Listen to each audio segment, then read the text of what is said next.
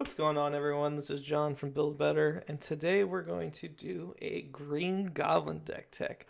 I'm super excited about this because for a long time, Green Goblin was pretty much unplayable, and I have snaked some pretty crazy wins out with this deck. Um, it's weird because it plays kind of like an aggro deck, but it's not an aggro deck. It's like an weird mix of aggro control. So we are trying to win with Goblin's game. You rarely win without playing Goblin's game. So let's get right into it. Let's go ahead and start over actually on the locations. We have 4 Volt, 4 Red, 4 Yellow. These are obvious choices, and 4 Blue. Blue is actually a super important color for this deck, and we'll get into that a little bit later.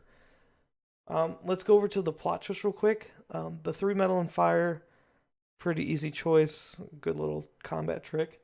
We got 4 what I call the Vocal Mimicry package. It's just the 4 one-of-a-kind Predator cards. And we have 3 Extinguish. Extinguish is great because a lot of the time you're doing a lot of like dazing in this deck, or if you need to clear off one of those 2 wound characters for Goblin's game, it's really great to have. I started off as 2. It just felt like I always wanted another one, so I went and bumped it up to 3. It feels like the right number.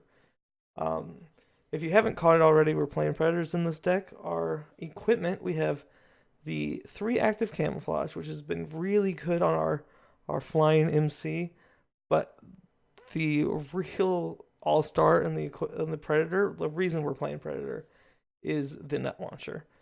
The net launcher is so good. It gives you an XP. It takes out a MC because you're not trying to kill their MC. So stunning their MC and taking a whole turn away from them is great because they can't gain any XP while they're face down. So this card, anytime I play this, the person who's sitting across from me is like, "Oh my god, another net launcher! You got to be kidding me." Um, let's get over to our characters. Everything is either super powerful or is going to help our other things become more powerful.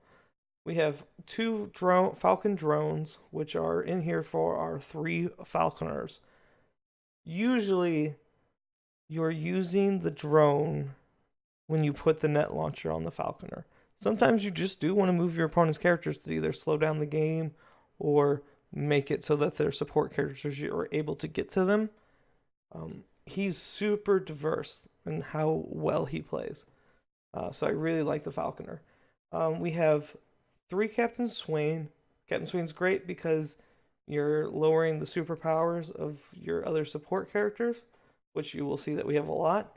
And a little side note, if you put a net launcher on one of your support characters, you can play Swain and make the net launcher ability free. It's great. We have 3 Yondu. It might need to be 4 for anyone who's doing pesky hide and seek techniques with their singularity. He can still target them while they're hidden. If not, he's paying a red to get you an XP. It's great.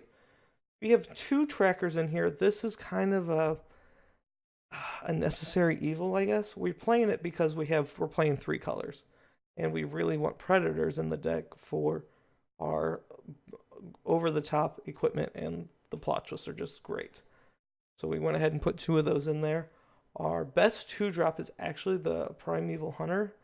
The old Prime Time is pretty much guaranteed to get you a XP on turn 2. He sticks around for another turn, and sometimes lethal is actually relevant. We are ahead and put 3 Electros in here because sometimes if your opponent's playing off curve, Electro is bananas. Some decks you play against, he's just going to become a resource. That's okay. But when he's good, he's great, and so it's worth having him in here. We have 3 Frank McGee. Again, you're not really trying to win by wounds, so being able to daze their MC so that you can go ahead and clear out their support characters. Really solid character. If he needs to be, he can be a 5/5. But honestly, a 3/3 is fine for what we're trying to do. And 2 wounds. Can't complain. Of course, we're going to level 3s, so I've got to put Gwenpool in here. Loving Gwenpool. If I had $1 for every time I've played Gwenpool on 5 and went from level 1 to level 3, I'd have around $5, which is a lot of times to skip over level 2. And I'm sorry, not skip over level 2. You can't skip the level, but getting enough XP that you're getting 2 XP per stun, you'll be surprised. It happens more often than you think it should, going from level 1 to level 3 in one turn, just because you've played a Gwenpool. Leviathan Beast, great one of a kind. He gets you an XP. He can shrink your opponent's board so that you can clear it out for Goblin's game because you're usually pretty close.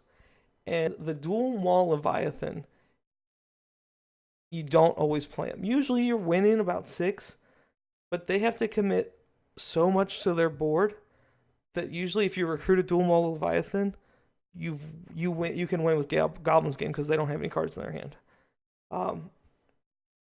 These 2 Leviathan were, when I was first putting the deck together, they were a late add, and they've really overperformed. So it was worth having a 1/6 drop and 1/7 drop. But really, you're trying to do as much stuff as you can without having to really interact with your opponent. So, I would say really give this a try. Don't sleep on this deck. This deck, I know Goblin used to be really bad. It's always kind of a pet project of mine to take a really bad MC and at least make them playable. You would be surprised how consistently you're able to get to level 3 and how consistently you're able to pull off the Goblin's game. I'm just saying, try this deck. Test it out, because there are some things that are happening in the meta that feels like this could actually be relevant. So, thanks for hanging out and checking out this deck. If you like what you're seeing, give us a like, give us a comment, let us know what you're liking. What MCs do you guys want to see? Is there a support character or a theme that you guys want to see built around? Let us know. We're always looking for more ideas. We love to just build decks. So, but yeah, thanks for hanging out, and we'll see you guys next time.